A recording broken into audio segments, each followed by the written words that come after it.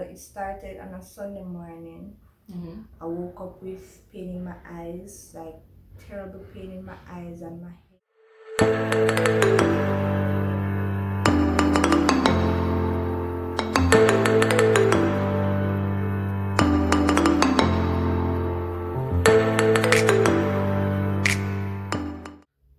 Wagwan Positive Nation, this is your girl Yana Positive with another episode here on my channel.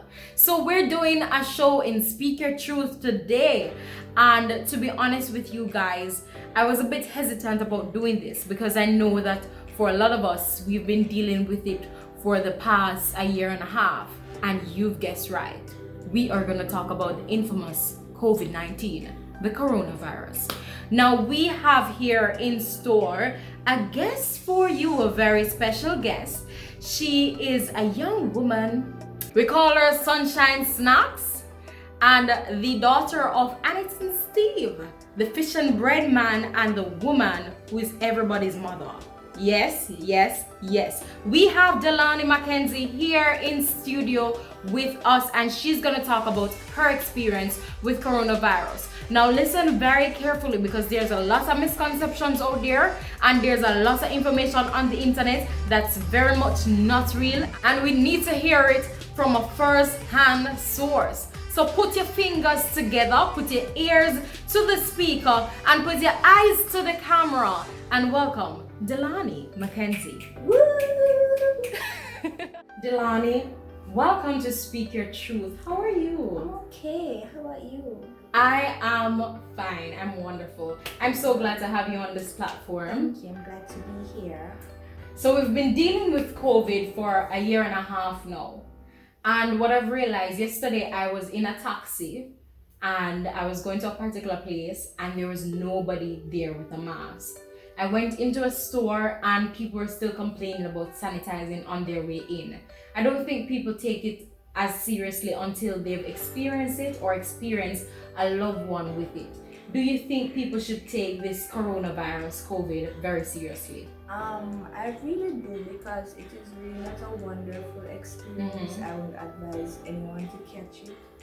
So I would really advise persons to start taking this thing seriously, because you won't start until it has cost you your life, or until you have experienced the pain that comes with it, or until you lose a loved one. So tell us, you said that you don't know until you experience the pain that comes with it. Let us know what your experiences were with corona. Well, it started on a Sunday morning. I woke up with pain in my eyes, like terrible pain in my eyes and my head. But I thought it was like regular headache, so I didn't pay any mind. Took a pill, Panadol, went back to sleep. And I wake up back, same pain, but then came the high fever. And my mother checked my temperature, it was 105. Wow. And she took me to the hospital. When the doctors checked my temperature, they said, well, 105 is not a living person's temperature, that's a dead person. So to be clear to our listeners, when you're going into a building or going into a store and usually they check your temperature, it's usually at 30 something for a green light. Am I correct? 30 something for a green light, between 30 and 39 for a green light. But when it goes to 105, that is high. That is a far cry from 30 something. So what happened next? So then they said, well, with the pain that I was feeling and with the temperature, it was either COVID or dengue, because Dengue was going around, yeah. So they swabbed me for the COVID and said, alright, I can still go about my daily activities until I get the result. So the following day, I wasn't feeling that bad as I was the day before, but the feeling was still there. I went to work, and came home back. When I came home, I was feeling, drained, like the body's weird out, like I just want to sleep. Because your body was fighting something, So I went to sleep. When I wake up back the following morning to go to work, well, I didn't feel as bad as I felt on Sunday, but it was, cooled down a little bit. I went to work. I came home back the following evening. I bought a food, chicken and chips to be exact. Yes. Bought food. And I came home. And when I was eating it, I was like, why I can't taste nothing? Why you this, lost your sense of taste. why this don't have no taste? And I started fretting. I'm like, and chicken and chips taste nice. I'm like, no COVID me have. When I have COVID, I was a taste. I'm like, why I can't taste this? So I said, alright, maybe it's just the food. So I drank some drinks. And I tasted what I said. The drinks different from the food. That was when I realized I really did lost my taste because even my dinner didn't have any taste. And it's food supposed to cook well nice. Right. So wake up Wednesday morning, day of my graduation, but it was online. And I wake up, I was doing alright, but then further down in the evening I couldn't walk. Like non-pain in my knee was joint pain. Yes. It was it's like every walk you feel someone when you have to sit down. So I could watch the graduation, but I couldn't really enjoy it that much because of the pain. And then even after I took the pill, I went back to sleep. And that same Wednesday evening I got the call that yes, the test is positive. So I have to stay home for 14 days. So I said, okay.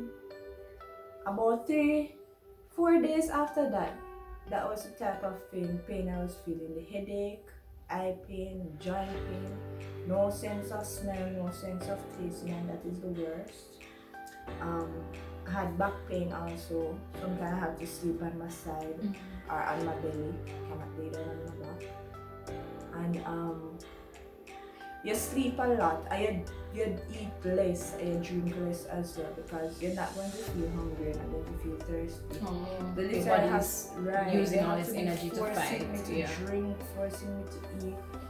And I don't really think there's a medication for COVID because if you do realize if someone catch COVID, they'll say, oh, drink garlic and turmeric tea or nobody knows garlic and ginger or garlic and ginger and turmeric and orange peel. That was all that I have been drinking. And they'll tell you to drink a lot of fluids, water to help fight the COVID, fight the infection from your body. So yeah, it was a very terrible experience because you're just stuck in the house for 2 weeks. You can't do anything, you can't come out. You're just in the room, can't do anything. You can't eat, you can't drink, you can't smell, not even perfume you cannot smell, nothing. It just like... And these things we have and we don't know until they're gone. At one point I had shortness of breath, feel like, wow, it's like you can't breathe, like it's like your breath stopping. No sir, it's not a good experience. I will not advise anyone to catch it, so I'm begging you, please be careful out there. Right. What you said it was a terrible experience, but what was the scariest for you? Definitely when I was having a shortness of breath. You felt like you were suffocating. Yes, it's like you reach your end point, like you need some oxygen. But it wasn't for a long period of time. But I know that if some persons catch it, they'll have to be in the hospital and the oxygen. Because you're vital, you're strong, you're young, you can recover, and you can. Your lungs don't work overtime for something else like high blood pressure or anything that is underlying, and so you could combat it. But there are persons out there who cannot, and this is why we're having this conversation, because it's important for them to realize how serious this is. For a lot of persons, they don't take the necessary precautions until they themselves contract the illness, or they lose someone to it, or they've seen someone go through it. And it shouldn't be the case a year and a half later, where we're making a lot of difficulties for persons who are trying to enforce any COVID-19 laws, or just telling us to sanitize and wear a mask, because these things, as uncomfortable as they are, And as resistant as we are to change, we are adaptable as human beings. And so we should move to adapt and evolve. So for a lot of things, people don't know what happens afterwards. They talk about the persistent coughs, the fact that you can't take the vaccine. Tell us about what happened after you contracted corona and had gotten past the stage of, getting well, quarantining, the works. The problem I have now is, after you catch the COVID, you have to wait like 3 to 4 months after before you can take the vaccine. That's the problem I have with it. I would like to take it. Why? Because I really don't want to go through that thing again. So it kind of makes me afraid that I can catch it again and go through what I went through. So kind of bother me that I have to wait the 3 months before I can take the vaccine. Right. So it must be a pretty scary place for you because you've experienced what it is like, but now you can't take the only precaution that's there. They don't have any medications. All they have is this vaccine that they've come up with. And even though people have their reservations about it, you cannot take the only precaution that they have to not experience this again because you've already caught the virus. And so I would encourage everybody to take the necessary precautions. I'm not encouraging anybody to vaccinate if they don't want to. I'm just saying, wear a mask when you go out in public. Ensure that you sanitize, protect yourselves and your loved ones. Right, keep a distance because Sunshine bounced back. But what if her parents had caught the virus? What if somebody within her family that was battling another illness had caught it? That must have been scary. That must have been a place where you don't want to be, to know that because of the things that you are doing and the beliefs that you have, you put your loved one in danger. And so we're asking for each and every one of you, even though we know it's uncomfortable, because trust me, wearing the mask is so uncomfortable. I never get used to it.